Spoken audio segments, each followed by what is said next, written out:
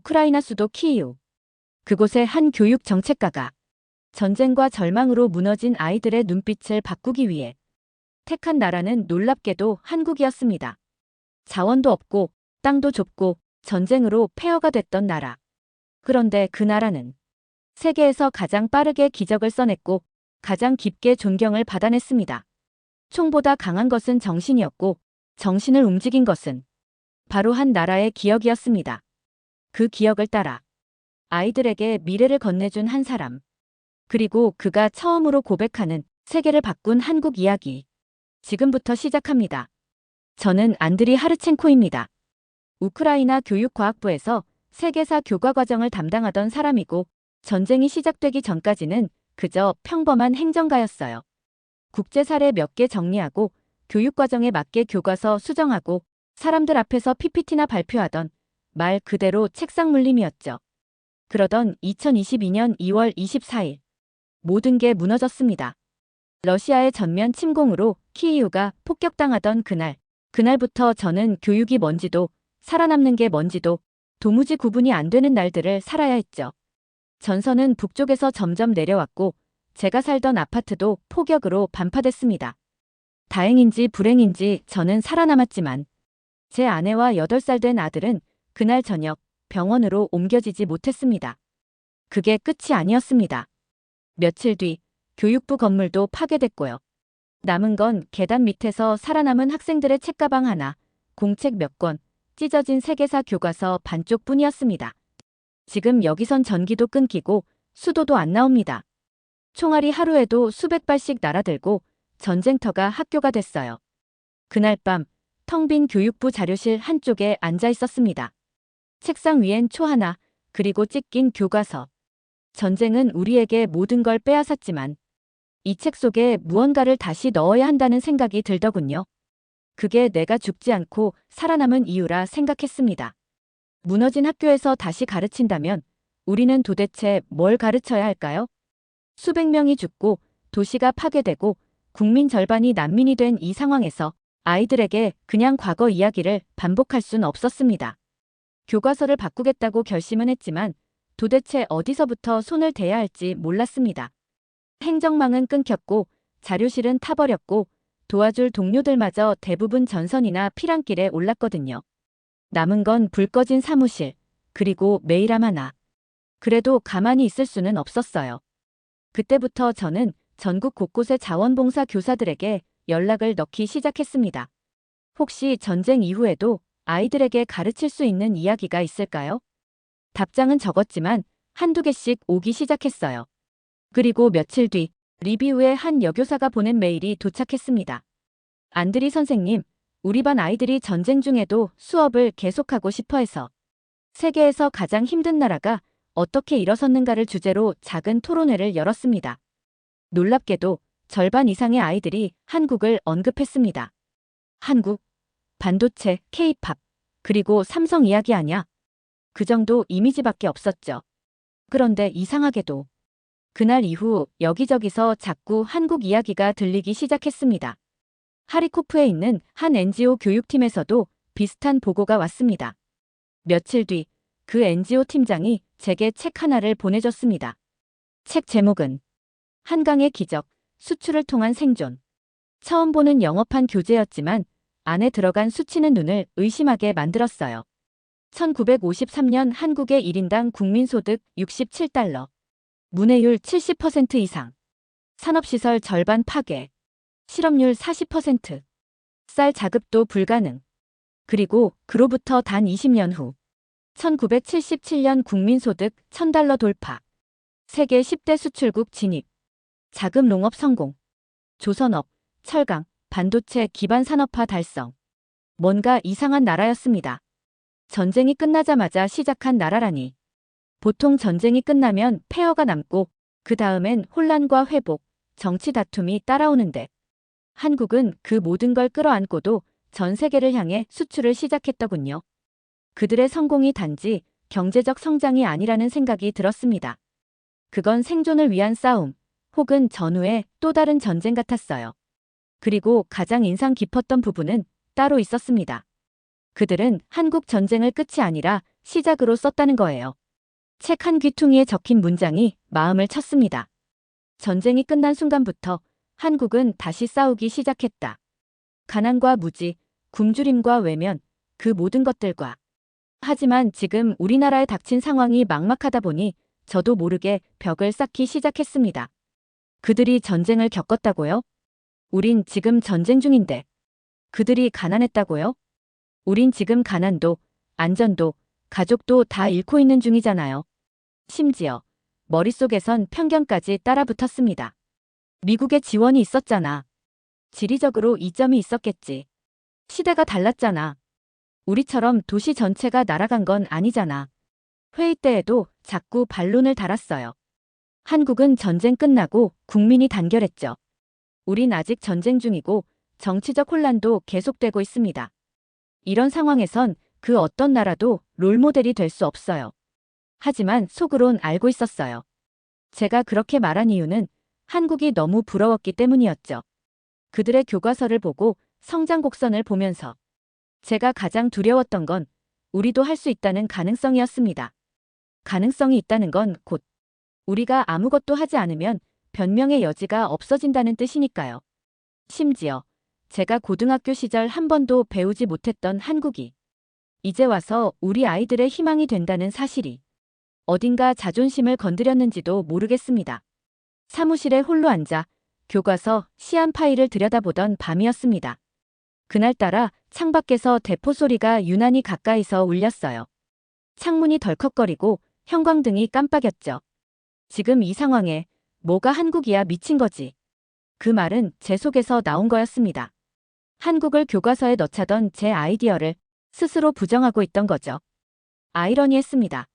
한편으론 한국처럼 되고 싶다면서도 정작 한국의 진심 앞에 서면 고개를 돌리고 있는 자신. 그러다 우연히 한국에서 온 한 NGO 관계자가 대피소에서 아이들에게 보여준 짧은 영상을 보게 됐습니다. 한국 전쟁 당시 잿더미 속에서도 아이들이 무너진 나무 위에 책을 펼쳐놓고 공부하던 사진이었죠. 그리고 그 밑에 이런 자막이 있었습니다. 전쟁은 우리를 가난하게 했지만 무식하게 하지는 못했다. 그날은 좀 이상한 날이었습니다. 폭격도 없었고 정전도 없었고 메일함에도 별다른 메시지가 없었어요. 그냥 조용하고 너무 조용해서 오히려 불안한 그런 날이었죠. 조용한 사무실에 앉아 무심코 책상 구석에 밀어뒀던 갈색 봉투를 꺼냈습니다. 며칠 전 주우크라이나 한국 대사관에서 받은 자료였는데 정신이 없어 제대로 펼쳐보지도 않았던 것들이었죠. 앞에는 큼직하게 쓰여 있었어요. 1950년에서 1980년 대한민국 국가재건 사례집. 파일을 넘기기 시작했어요. 처음 나오는 건 1950년 6월 25일. 6.25 전쟁 발발일이었습니다. 이건 알고 있었습니다. 교과서에도 잠깐 나왔거든요. 하지만 제가 모르는 건 그 뒤였습니다. 한국 전 국토의 70%가 폭격당하고 200만 명 이상의 사망자. 서울은 무려 3번이나 점령당하고 탈환당하는 과정을 겪었다고요. 그 와중에 정부 기능도 사실상 마비됐고 피난민 수는 1,000만 명을 넘어섰다고 나와 있었어요. 그리고 한 장을 더 넘기니 그 안에 실린 사진이 눈에 들어왔습니다. 무너진 초등학교 책상 위에 앉은 아이들. 칠판은 깨져 있고 창문은 구멍이 뚫려 있었죠. 그런데 아이들은 정자세로 앉아 책을 보고 있었어요. 우리가 지금 겪는 이 현실. 폭격, 무너진 교실, 공책 하나 들고 교실 대신 지하실에서 수업하는 상황. 그걸 그들도 겪었다는 사실이 머릿속에 박히기 시작했어요. 그뿐만이 아니었습니다. 다음 장엔 이런 문구가 적혀 있었죠. 1953년 한국의 GNI는 아프리카의 가나보다 낮았고 필리핀은 한국의 2배 소득을 자랑했다. 우크라이나의 GNI는 전쟁 전 기준으로 약 4,000달러 수준이었습니다. 전후 피해를 감안하면 그 이하로 떨어졌겠지만 1950년대의 한국과 비교하면 우리보다도 훨씬 밑바닥에서 출발한 셈이더군요. 그리고 또 하나. 박정희 대통령의 필리핀 방문 시 발언이 소개되어 있었어요. 한국도 언젠가 필리핀처럼만 잘 살 수 있다면 얼마나 좋겠는가. 지금의 한국이 그때의 롤모델이었던 필리핀을 훨씬 초월했다는 걸 아는 순간 생각이 멈췄습니다. 이건 동화가 아니었구나. 그들도 우리처럼, 아니, 우리보다 더 무너졌었구나. 그제서야 모든 게 연결되기 시작했어요. 한국이 전쟁을 겪었다는 게 형식적 사건이 아니라 지금 우리가 겪고 있는 것과 똑같은 절망의 실체였다는 걸 그들은 거기서 시작했어요. 그 잿더미 위에서 절망을 시작이라고 부르며 일어났습니다. 그리고 저는 그날 처음으로 진짜 의미의 교과서에 넣는다는 말이 뭔지 알게 됐습니다. 그건 국가 이름 하나 적는 게 아니었어요. 아이들에게 가능하다는 증거를 남기는 거였죠. 그래서 전 그날 밤 책상에 다시 앉아 파일 제일 첫 페이지에 이렇게 적었습니다. 한국, 불가능의 발레이자 재건의 설계도. 그리고 조용히 한 줄을 더 덧붙였죠. 우리가 한국처럼 될 수 없다면 그건 한국이 특별해서가 아니라 우리가 아직 믿지 않기 때문이다. 교과서 개편안에 한국을 정식으로 포함시키겠습니다. 그 말을 입 밖으로 꺼낸 순간 스스로에게 되돌릴 수 없는 선언을 한 셈이었습니다. 심장이 빠르게 뛰었고 손끝이 차가워졌어요. 그 자리엔 교육과학부 자녀 실무진 몇 명, 피난지에서 접속한 온라인 자문교사들, 그리고 몇몇 장관급 인사들도 연결돼 있었죠. 화면 너머로 몇 초간 정적이 흘렀습니다. 그러더니 한 중년 여성 자문위원이 물었어요. 한국이요? 경제, 정치, 군사, 다른 강대국들보다 우선될 이유가 있습니까? 그 질문은 충분히 예상했기에 저는 차분하게 자료를 공유했습니다. 1950년에서 1980년 한국의 GNI 변화, 교육 문맹률 감소, 산업구조 진화. 수치로만 보면 누구도 부정할 수 없는 기적이었습니다. 하지만 그 다음에 들려온 말은 예상 밖이었죠. 그 나라 미국이 밀어준 거잖아요. 그걸 가르쳐서 무슨 희망을 주자는 건가요? 학생들에게 또 다른 열패감을 안기게 되는 건 아닙니까? 사실 그건 며칠 전까지 제 입에서 나왔던 말들이었어요. 그 순간 저는 깨달았습니다. 가장 큰 적은 정보 부족이 아니라 정신의 피로감이라는 걸요. 희망을 아예 보지 않으려는 태도, 자신을 가엾게 여기고 벽을 만드는 습관이 사람들의 입에서 자연스럽게 쏟아지고 있었어요. 그래도 물러설 수 없었습니다. 왜 다른 나라는 못한 걸 한국은 해냈을까요? 정적이 다시 흘렀습니다. 대답하는 사람은 없었고 회의는 찜찜한 기류 속에서 끝났어요. 그날 밤 집에 돌아오는 길에 대피소 아래에서 자고 있던 아이들을 봤습니다. 말없이 그 모습을 보며 속으로 생각했습니다. 이 아이들에게는 그 어떤 과거보다 앞으로의 방향이 더 중요할지도 몰라. 하지만 바로 다음 날 또 다른 충격이 찾아왔습니다. 교과서 출판 담당팀에서 연락이 왔죠. 지금 상태로는 한국을 넣는 게 어렵습니다. 이유는 단 하나였습니다. 러시아와의 정치적 외교 관계가 완전히 끊긴 상황에서 한국이 발러 성향으로 분류될 수 있기 때문에 중립적 입장에서 곤란할 수 있습니다. 순간 피가 거꾸로 솟았습니다. 아이들에게 정치 외교를 가르치는 게 아니잖습니까? 우린 국가 재건의 사례를 찾는 거고 한국은 그 대표적 예시 아닙니까? 하지만 그들은 말했습니다. 그게 이상적이긴 한데 현실적으로 조정이 필요합니다. 그날 회의실을 나서며 저는 아무 말도 하지 않았습니다. 그저 한 장짜리 보고서를 주머니에 구겨 넣었죠. 그날부터 한국을 본격적으로 파헤치기 시작했습니다. 단순한 통계나 외교 문서 수준이 아니라 실제 사람들 이야기, 정책의 뒷면, 그리고 그들의 선택들까지. 이건 이제 교과서 개편을 위한 공부가 아니었어요. 우리가 진짜 배워야 할 생존 매뉴얼을 찾는 작업이었습니다. 처음엔 괜찮았습니다. 수출 중심 경제, 철강, 조선, 반도체 산업 성장 구조, KDI 보고서들, 경제개발 5개년 계획의 연속성. 이런 내용들은 논리적으로 정리할 수 있었고 정책 서사로 만들어 수업 단원 구성도 쉽게 나올 수 있었죠. 그런데 이상한 건 그 다음부터였습니다. 한국을 깊이 파고들수록 논리로는 설명되지 않는 것들이 너무 많았습니다. 예를 들어 이런 거였어요. 1965년 1억 7,500만 달러 수출 달성. 당시로선 엄청난 성과였죠. 그런데 그 달성 과정에서 수출 실패 기업은 정부 지원을 아예 끊었다는 겁니다. 성과 없으면 돈도 없다. 이 얼마나 냉정하고 무자비한 원칙입니까? 이 나라, 정부가 무서운 나라였구나 했어요. 그런데 뒤에 붙은 단서에서 다시 멈칫했습니다. 하지만 다음 날 그 실패한 기업에 찾아가 담당 공무원이 이렇게 말했다고 적혀 있었어요. 수출을 반드시 다시 할 수 있는 계획을 가져오면 다시 돕겠다. 지원은 끊었지만 포기하진 않았다는 거예요. 책임은 묻되 기회는 남겨두는 나라.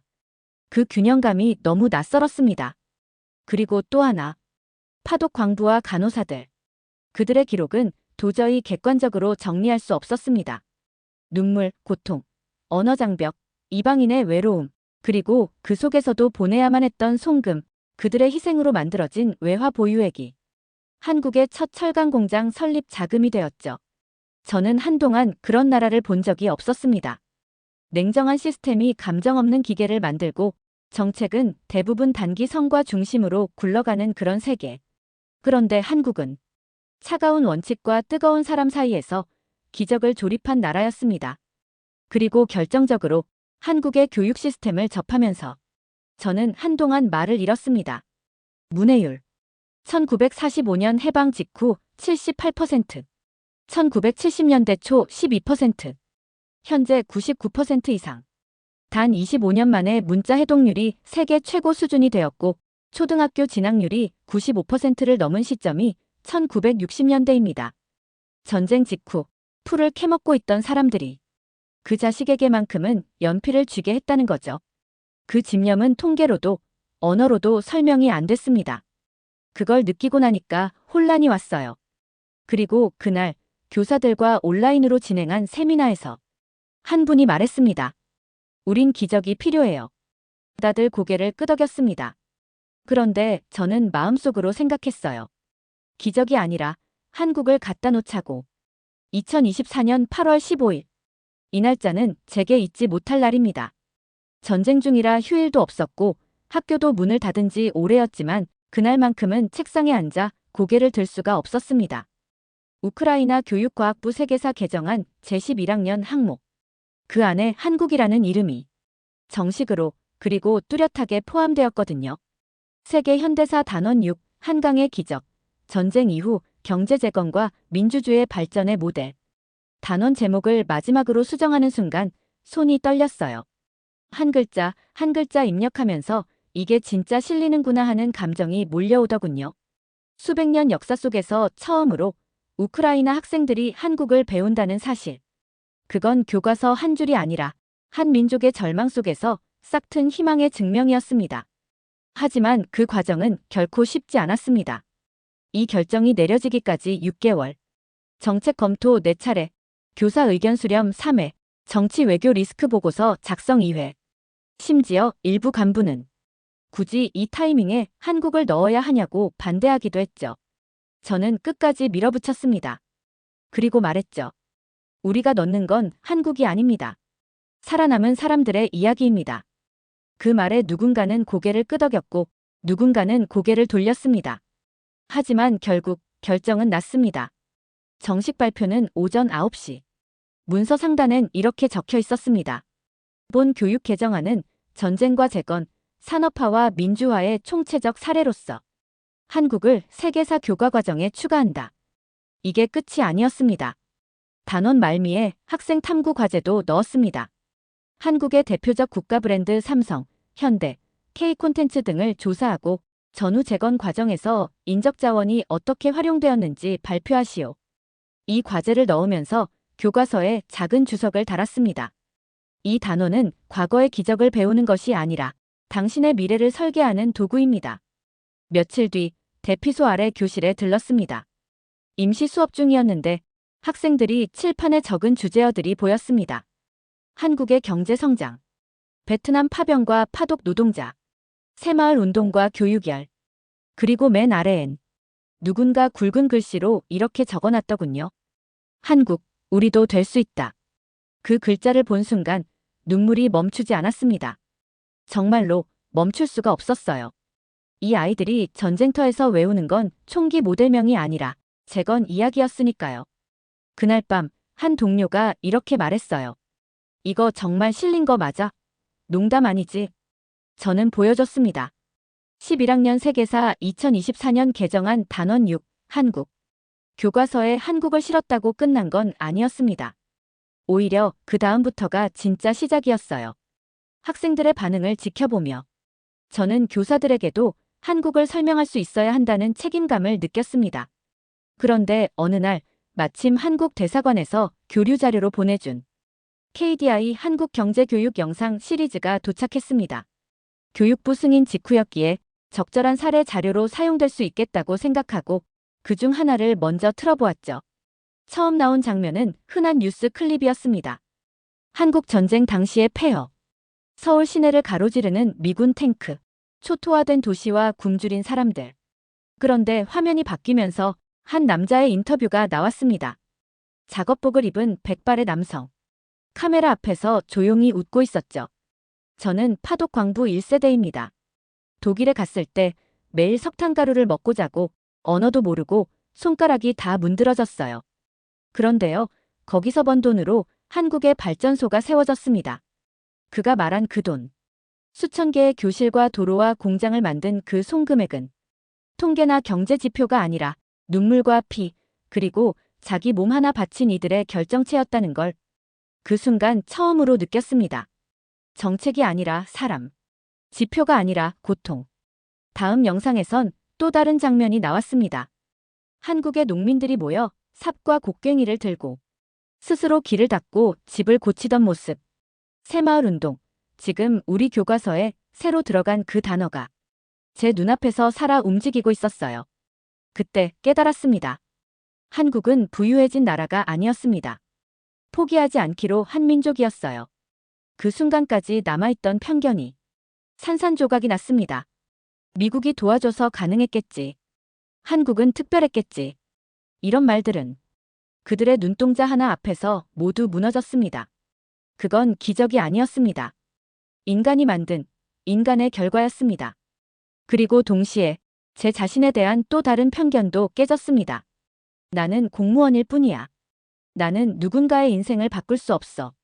그런데 그날 교과서를 받고 읽은 한 고등학생이 제게 보낸 메일을 통해 그 말이 틀렸음을 알았습니다. 교과서에서 한국 이야기를 읽고 나니 전쟁이 끝나도 미래가 있다는 걸 처음 알았어요. 한국이 일어선 진짜 이유는 산업, 수출, 기술 때문이 아니었어요. 그 나라의 핵심은 사람이었습니다. 그들은 누구보다 가난했고 누구보다 외면당했으며 누구보다 절망 가까이에 있었습니다. 그런데도 무너지지 않았던 이유는 집단적으로 가난을 끊겠다는 각오가 있었다는 것. 그건 어디서부터 비롯된 걸까요? 저는 그 실마리를 교육이라는 단어에서 찾았습니다. 자료를 뒤지던 중 1970년대 한국의 한 장면이 영상으로 복원된 다큐멘터리를 보게 됐습니다. 한 어머니가 인터뷰를 하는 장면이었죠. 아이를 공부시키려고요. 나는 굶더라도 우리 애는 글자를 알아야 하니까요. 그 말이 너무 강렬해서 그날은 한참 동안 화면을 멍하니 바라만 봤습니다. 그들이 가진 기적은 반도체보다 먼저 믿음이었고 조선소보다 먼저 결심이었습니다. 그리고 이 지점에서 우크라이나의 진짜 문제를 다시 생각하게 됐습니다. 우리가 가진 건 자원도 있고 인재도 있고 의지도 있죠. 그런데 전쟁이 시작되면서부터 우리는 정신적으로 무너져 버렸습니다. 어차피 안 돼. 언제 끝날지도 모르는데 뭐래. 그런 말들로 스스로를 무너뜨린 건 결국 우리 자신이었죠. 한국의 교육 자료 중 하나엔 이런 글귀가 있었습니다. 모든 재난은 국민의 수준만큼 극복된다. 그 구절을 처음 본 날 자리에서 일어나 꽉 주먹을 쥐었습니다. 우리에게 필요한 건 더 많은 돈도 더 많은 지원도 아닌 더 높은 정신과 교육의 밀도라는 걸 처음으로 가슴으로 느꼈기 때문입니다. 그래서 우크라이나 교과서에 한국을 사례로 넣는 것을 넘어서 아이들이 직접 토론하고 생각하고 모방할 수 있는 프로그램으로 확장시키기로 했습니다. 한강의 기적 단원 아래 학생 활동 예시를 새로 하나 더 추가했어요. 우크라이나판 한강의 기적을 이뤄야 한다면 어떤 전략과 정신이 필요할지 자유롭게 써보세요. 교과서가 지식을 담는 종이가 아니라 정신을 옮기는 다리가 될 수 있다는 걸 이제야 비로소 알게 됐습니다. 우리가 진짜 배워야 할 건 어떻게 돈을 벌었는가가 아니라 무엇을 지키기 위해 포기하지 않았는가입니다. 그리고 그 핵심에 한국이 있었습니다. 그날 이후 교과서를 더는 종이로만 보지 않기로 했습니다. 교과서는 미래를 심는 밭이자 아이들에게 살아남는 방법을 전하는 하나의 구조물이었습니다. 우리가 한국을 단지 텍스트로 남기면 아마 학생들 대부분은 그저 시험 문제 하나 정도로 넘길 겁니다. 하지만 그렇게 해선 안 됐습니다. 한국은 정답이 아니라 질문이 되어야 했습니다. 왜 전화라는 가능했을까? 내가 살아남는다면 어떤 방향으로 걸어야 할까? 이 질문들이 가슴속에 맺혀야 교과서가 비로소 삶의 문장이 되는 겁니다. 그래서 저는 국립교사양성기관에 직접 방문 요청을 넣었습니다. 세계사 교과 담당 교수진 앞에서 처음으로 저의 이야기를 꺼냈죠. 여러분, 우리는 전쟁 중입니다. 그리고 총이 아닌 정보로 싸우고 있습니다. 하지만 그 정보는 기계처럼 외우는 숫자가 아니라 한 세대의 결정과 피, 그리고 정신을 담은 사례여야 합니다. 지금 우리가 아이들에게 보여줘야 할 건 미래를 구걸하는 눈빛이 아니라 스스로 일어난 민족의 눈빛입니다. 잠시 정적이 흘렀지만 뒤쪽에 앉은 중년 교수가 손을 들고 말했습니다. 당신이 말한 게 맞는 것 같습니다. 우리는 그동안 학생들에게 승리만 가르쳤지만 어떻게 패배해서 일어섰는지는 가르쳐 본 적이 없었습니다. 한국은 그 해답을 보여주는 유일한 국가일지 모르겠군요. 그 말은 제가 몇 달 동안 갈고 닦은 수백 장의 자료보다 더 큰 힘을 갖고 있었습니다. 그날 이후 저는 교사 연수 프로그램에 한강의 기적 단원 활용법을 정식 편성시켰습니다. 한국 사람들이 어떻게 희생을 바탕으로 시스템을 만들었는지, 교육이 어떻게 산업을 떠받쳤는지, 기술보다 정신이 앞선 나라였는지를 아이들의 언어로 설명할 수 있도록 커리큘럼을 바꿨습니다. 그리고 한 발 더 나아갔습니다. 학생들에게 암기가 아니라 설계를 시키기로요. 그게 시작이었습니다. 아이들만 변화시키는 게 아니라 저도 제 삶을 다시 설계하게 된 거죠. 하르첸코, 당신 지금 이성적입니까? 그날 회의실은 꽤 싸늘했습니다. 한국 단원을 활용한 전후재건 시뮬레이션 수업안을 교사 연수에 정식 편성하자고 제안했는데 한 간부가 단도직입적으로 반대 의견을 내며 몰아붙였죠. 국민 절반이 피난가 있고 학교 건물 10중 4은 무너졌고 교사들은 지금 전투복 입고 자원봉사 중입니다. 이런 상황에 시뮬레이션 교육이 말이 됩니까? 사람들의 시선이 제게 꽂혔습니다. 익숙한 분위기였어요. 다시 말해 이상적인 소리 하지 말라는 경고였죠. 우리가 지금 당장 아이들한테 가르칠 건 국가란 뭐고 무기는 뭔지 생존법입니다. 현실은 안 보입니까? 순간 제 속에서 무언가 끌어올랐습니다. 하지만 일단 고개를 숙이고 말했습니다. 그 말 저도 잘 알고 있습니다. 잠시 침묵이 흘렀고 그 다음에야 저는 조용히 입을 열었어요. 그럼 지금 아이들에게 우리가 가르치는 건 아무것도 기대하지 마라, 살아남기만 해라는 겁니까? 회의실이 잠잠해졌습니다. 우린 지금 숨는 법을 가르치고 있습니다. 그런데 한국은 전쟁 후 다시 살아가는 법을 아이들에게 가르쳤어요. 그 차이 때문에 지금 그 나라는 OECD 회원국이고 우리는 매일 생존 통계를 정리하고 있는 겁니다.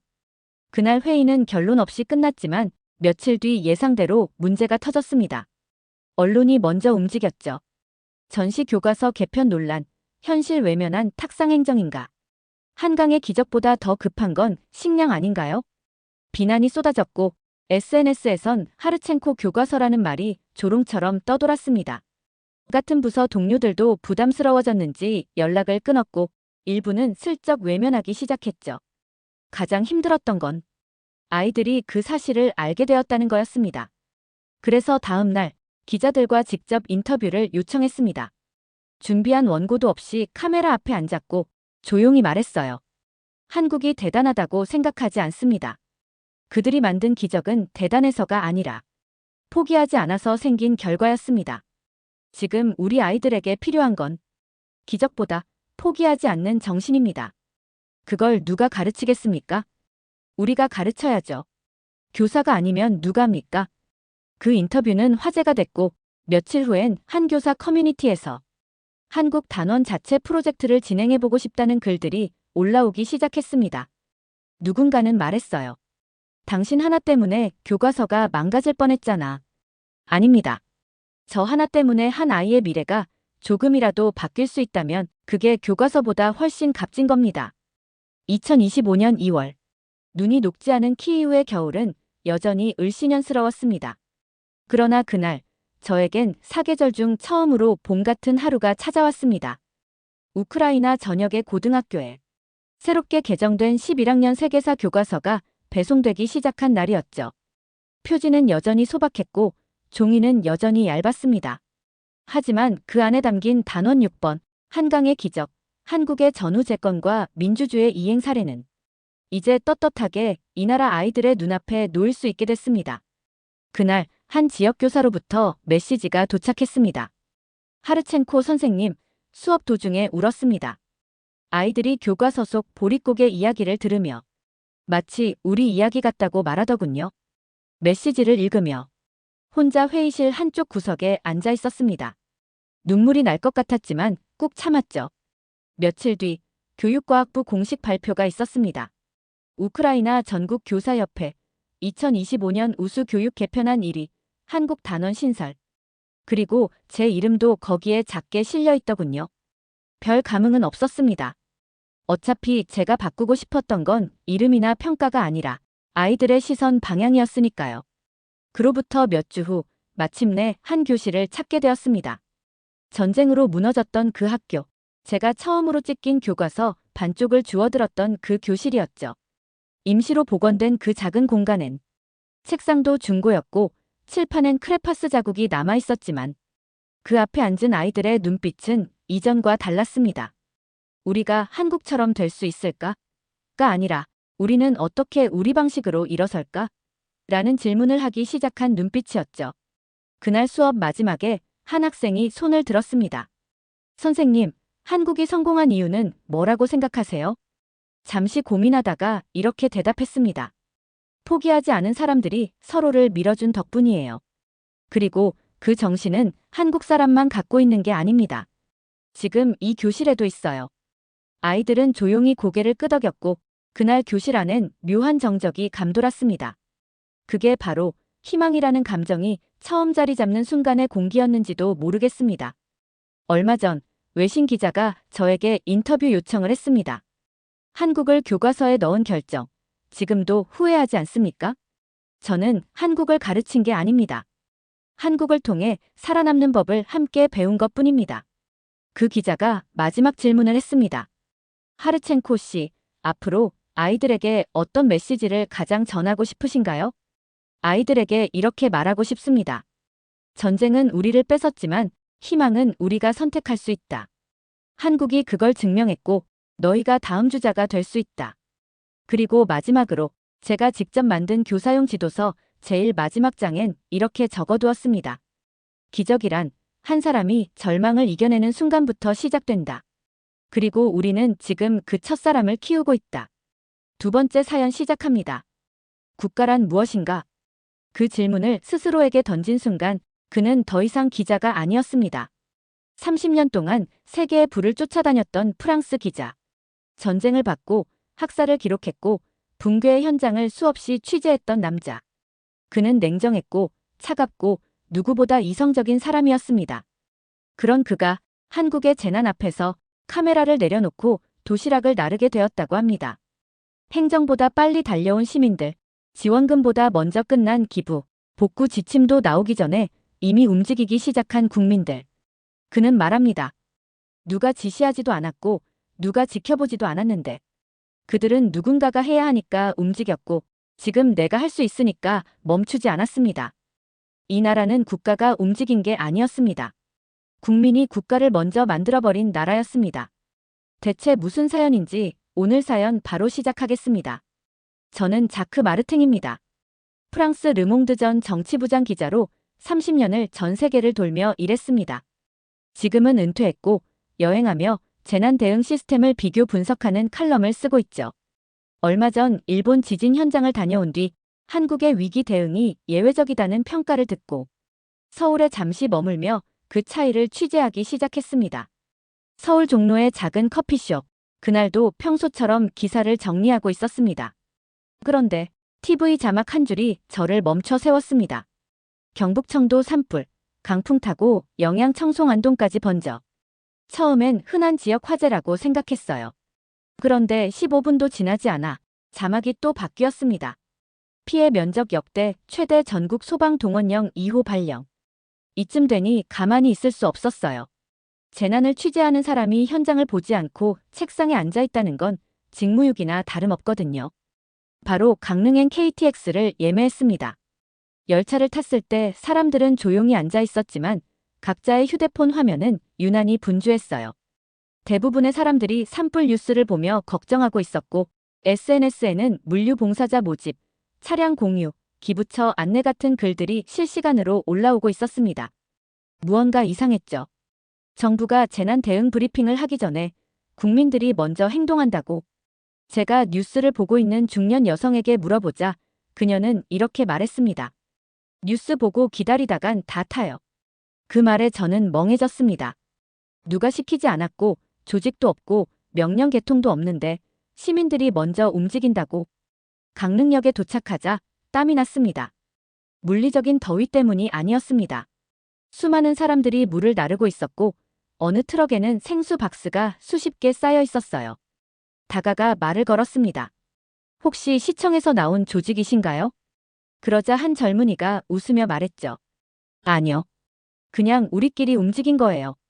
유럽에선 재난이 터지면 항상 정부가 뭘 했는가를 따지죠.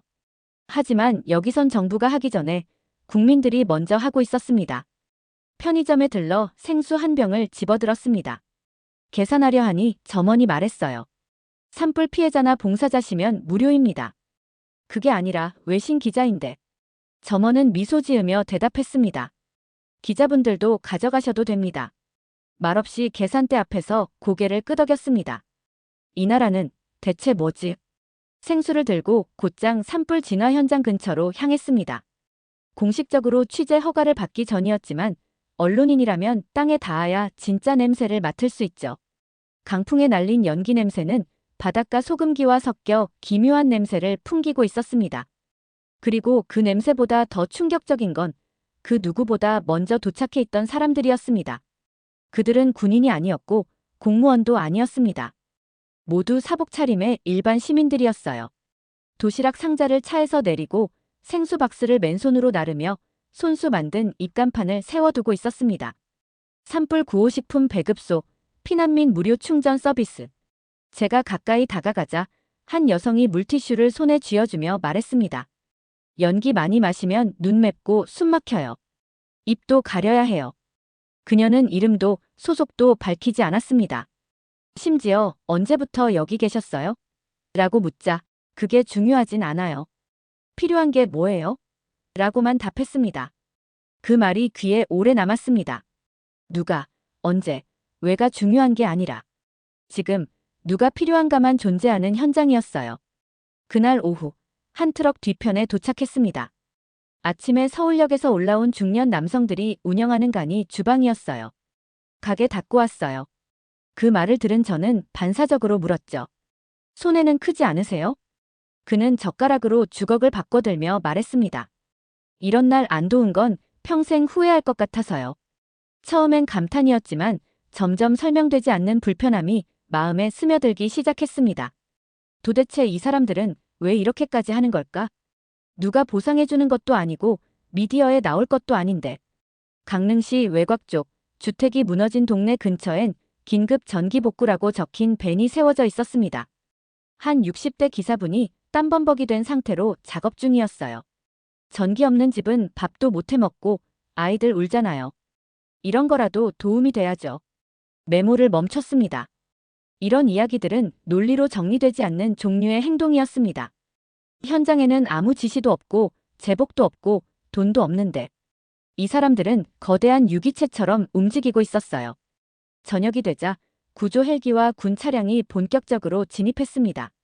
하지만 그보다 훨씬 전 이미 이재민들은 도시락을 받아먹고 있었고 아이들은 자원봉사자가 들려준 동화책 앞에서 웃고 있었습니다. 이 나라에서는 정부가 늦은 게 아니라 국민이 너무 빨랐던 겁니다. 해가 지고 임시 대피소 천막 아래에서 한 여고생이 충전기를 나눠주는 걸 봤습니다. 전 이 근처 살아서요.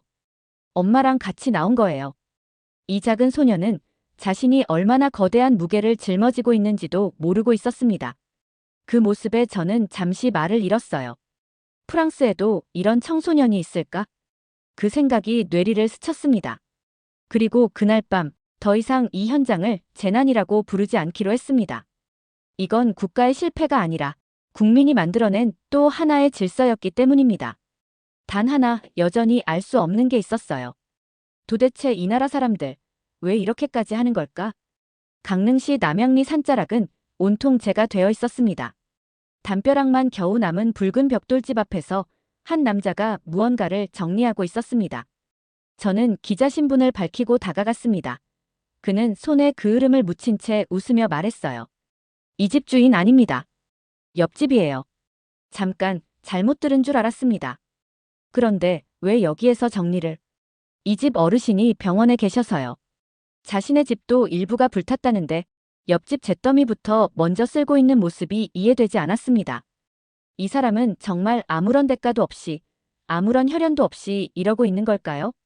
그날 오후 다시 시내 쪽으로 내려오다 동물병원 앞에 사람들이 줄을 서 있었습니다.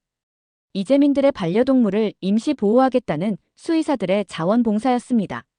이들 역시 아무 대가도 없이 자신의 병원 공간과 시간을 내어 동물들을 맡고 있었습니다.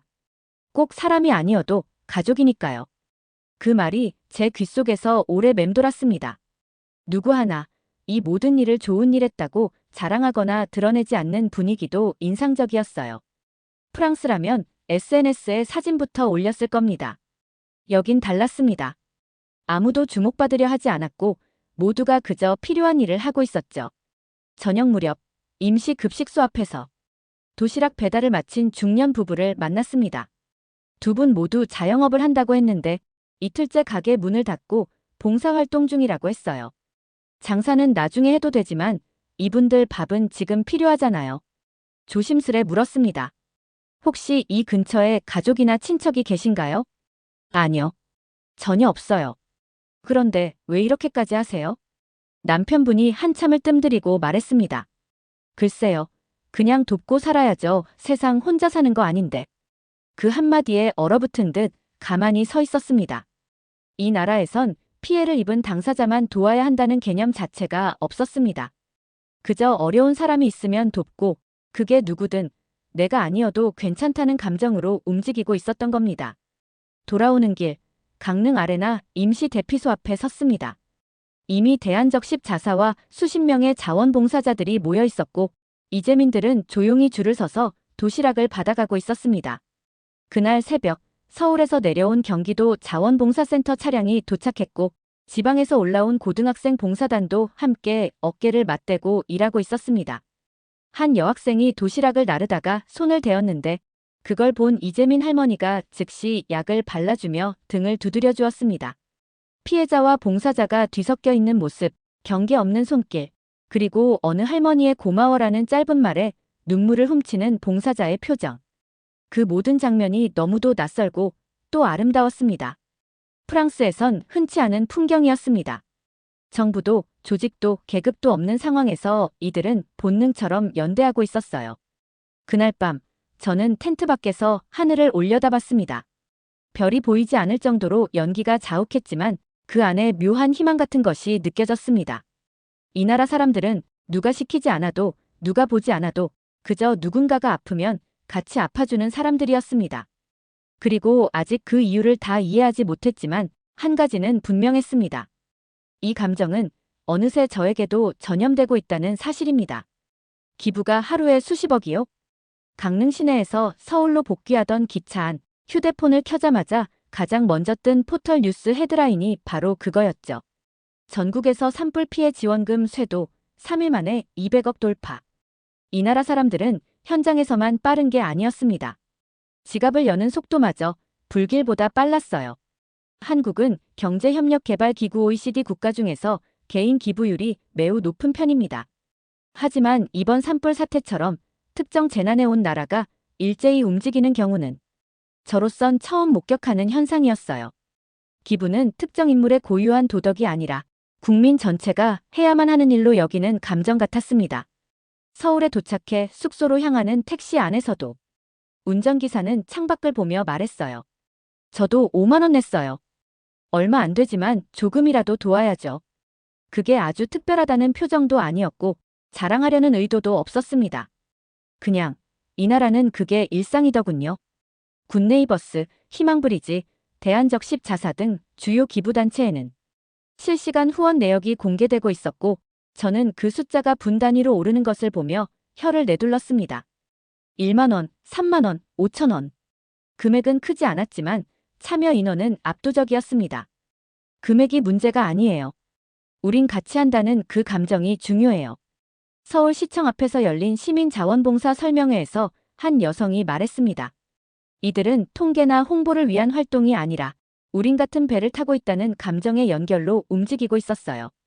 SNS에서도 이런 글이 퍼지고 있었습니다. 기부는 체인입니다. 누가 시작하면 우리는 이어붙입니다. 할 수 있는 만큼만 하세요. 1,000원이 모이면 산이 됩니다. 처음으로 깨달았습니다. 한국에선 기부란 단어 자체가 경쟁이 아니라 연결의 도구라는 걸요. 이후에도 연예인, 기업인, 운동선수들의 기부가 이어졌지만 그보다 더 놀라웠던 건 폐지를 팔아 생활하는 기초수급자마저도 기부한다는 뉴스였습니다. 한국의 기부는 돈이 아니라 한 마음을 가진 사람들의 증명이었어요. 마지막으로 포털 메인에 올라온 한 문장을 잊을 수 없습니다. 당신이 작은 불씨를 껐다면 우리는 온 산을 구한 겁니다. 그 문장을 읽는 순간 제가 여태 봐온 모든 전쟁, 난민, 기후재난이 떠올랐습니다. 그 어떤 국가도 이런 감정을 가진 적은 없었죠. 노트북을 열어 메모했습니다. 한국인은 위기 앞에서 지갑을 여는 속도가 아니라 마음을 연결하는 속도가 세계에서 가장 빠른 민족이다. 서울에 잠시 머무르던 어느 날 아침 한 통의 문자를 받았습니다. 강릉 옥계면 3구 대피소, 인력이 부족합니다. 이 메시지는 제가 가입했던 비공식 재난 대응 채팅방에서 온 것이었어요. 놀랍게도 그 방엔 지방에서 온 자원봉사자, 간호사, 사회복지사, 심지어 고등학생까지 뒤섞여 있었습니다. 누가 만들었는지도 모르는 방, 누구에게 허락받지도 않은 구성원이었지만 이들은 이미 하나의 현장 네트워크가 되어 있었습니다. 다시 강릉으로 내려갔습니다. 옥계면으로 가는 길, 차량 통제가 있어 한참을 돌아가야 했습니다. 그런데 그 우회도로 입구에서 안내 팻말을 세우고 교통정리를 하는 2명의 자원봉사자를 보았습니다. 형광조끼도 없이 시에서 파견한 사람도 아닌데 이들은 스스로 도로 상황을 정리하고 있었어요. 언제부터 여기 계셨어요? 사흘 전부터요.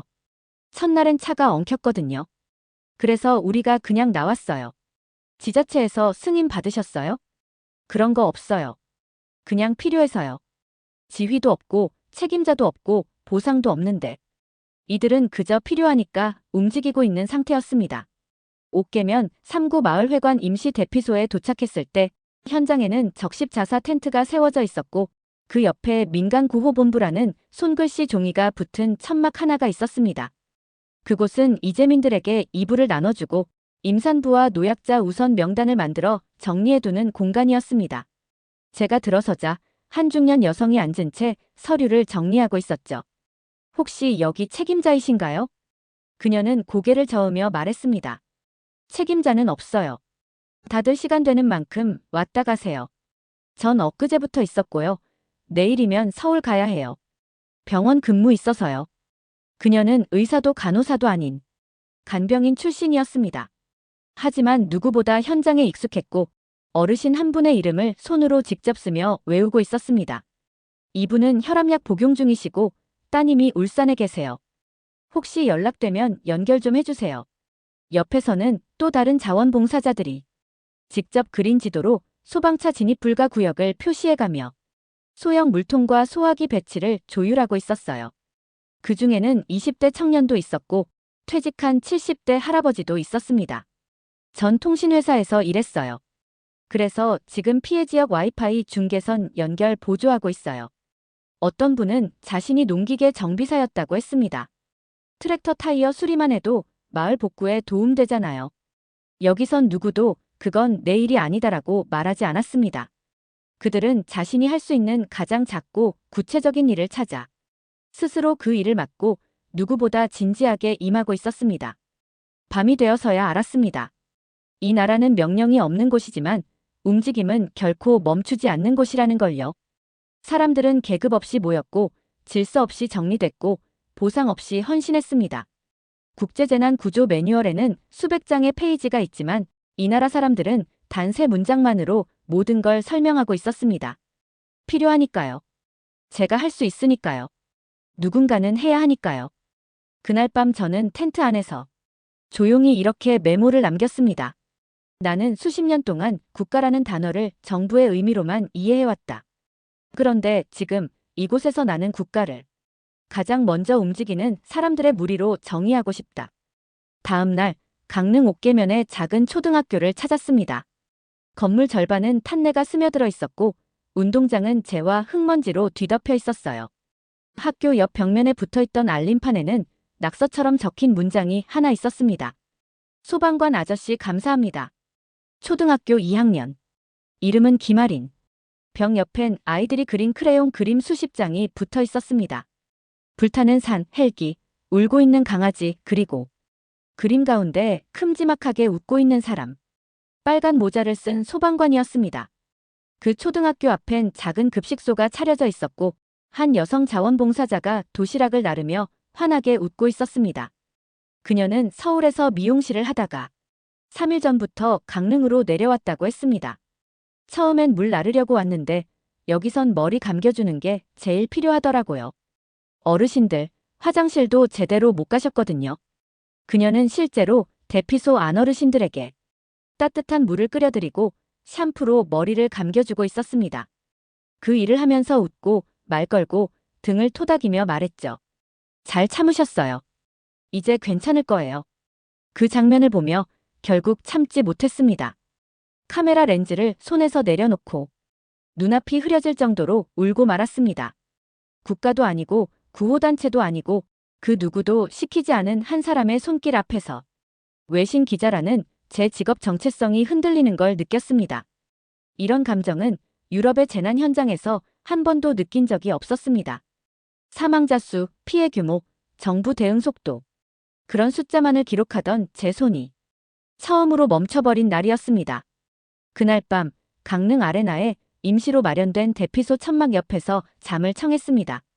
한쪽에는 이불도 없이 바닥에 앉은 채 손을 꼭 잡고 있는 노부부가 있었어요.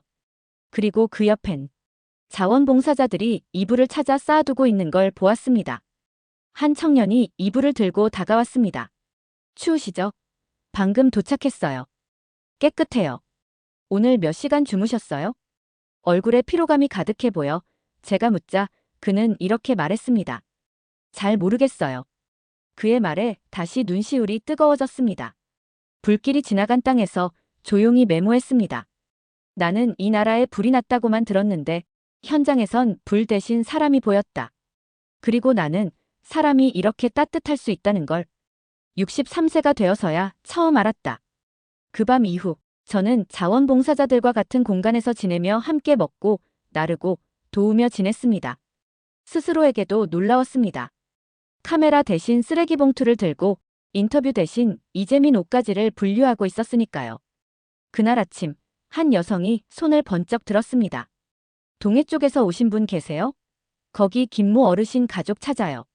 그러자 바로 세 줄 옆에 있던 할아버지가 대답했습니다. 내가 아는 집이에요. 며느리랑 연락 도와줄게요. 놀라웠습니다. 행정 시스템보다 빨랐고 심지어 더 정확했습니다. 현장을 지휘하는 사람은 없었습니다. 대장이 없었고 명단도 없고 보고체계도 없었습니다. 하지만 물류 배치는 막힘없이 돌아가고 있었고 이재민 숙소 배정은 혼란 없이 마무리됐습니다. 그 중심에는 서로에 대한 신뢰만이 있었습니다. 묻지 않을 수 없었습니다. 이런 식으로 운영하면 실수나 오해가 생기지 않나요? 자원봉사자 중 한 분이 이렇게 말했죠. 의심부터 시작하면 그건 관리고 우리는 공동체니까요. 의심하지 않고 시작하는 사회. 그건 제가 평생을 살아오며 단 한 번도 경험하지 못한 시스템이었습니다. 프랑스에선 제도와 권위, 문서와 절차가 곧 질서입니다.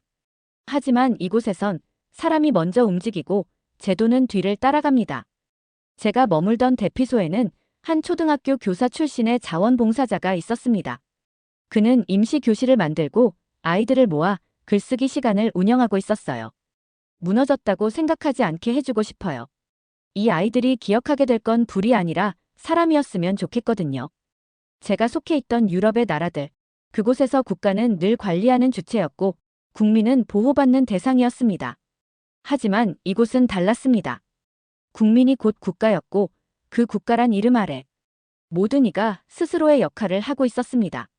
그날 밤 저는 제 칼럼 초안을 지우고 이렇게 다시 썼습니다. 이 나라는 국가가 국민을 이끄는 곳이 아니라 국민이 국가를 먼저 만들어가는 유일한 나라다. 법과 제도가 도달하기 전에 이들은 이미 행동하고 배려하고 책임진다. 당신 기사 안 쓰나요? 강릉역에서 서울로 돌아오는 KTX 안 제 맞은편에 앉은 어떤 봉사자가 물었습니다. 그는 대피소에서 저와 함께 봉사하던 사람이었고 기자라더니 요즘 왜 조용하냐는 농담을 던졌습니다. 말없이 웃었습니다. 그리고 속으로 대답했죠. 쉽게 쓰지 못하겠다고. 그동안 너무 쉽게 써왔던 것 같았습니다. 사망자 수, 피해 면적, 복구 예산, 숫자와 지표로만 구성된 기사. 하지만 한국에서 본 건 그 어떤 통계에도 담기지 않을 사람의 이야기였습니다. 서울로 돌아와 노트북 앞에 앉았을 때 손이 떨리는 걸 느꼈습니다. 지금까지 수백 건의 특집 기사를 작성했지만 이토록 쓰기 어려운 글은 처음이었습니다. 무엇부터 써야 할까? 불길, 이재민, 구조작전. 아니었습니다. 사람부터 써야 했습니다. 뜨거운 라면 국물을 넘기며 맛있다고 말하던 할머니, 화상을 입고도 묵묵히 불을 끄는 소방관들, 이름도 모르는 아이의 도시락을 챙기던 동네 아저씨. 그들은 제게 기사의 대상이 아니라 기억의 주인공이 되었습니다. 칼럼의 첫 문장을 쓰기까지 10번은 썼다 지운 것 같습니다. 하지만 마침내 그 문장을 꾹 눌러 적었습니다. 나는 한국을 보러 왔다. 그런데 결국 나는 인간을 보고 돌아간다. 그 뒤로는 거침이 없었습니다. 저는 불길보다 먼저 달린 자원봉사자들의 발걸음을 썼고 밤을 지새운 봉사자들의 굳은 손을 썼고 아직도 대피소에 남아 도시락을 나누는 평범한 사람들의 얼굴을 써내려갔습니다. 그리고 마지막으로 이 나라 사람들의 본능에 대해 기록했습니다. 누구도 시키지 않았는데 움직였고 보상도 없는데 책임졌으며 박수보다 더 귀한 연대를 일상처럼 보여준 한국이라는 집단의 기이한 아름다움을요. 며칠 후 제 칼럼은 프랑스 주요 일간지 일면에 실렸고 국가란 무엇인가라는 제목 아래 수많은 공유가 이어졌습니다. 댓글 중 하나가 눈에 들어왔습니다. 이런 국민이 있는 나라라면 정말 전쟁도 이겨낼 수 있겠네요. 그 말에 조용히 고개를 끄덕였습니다. 한국은 전쟁을 피해서 강해진 나라가 아니라 고통을 껴안아 단단해진 나라였어요.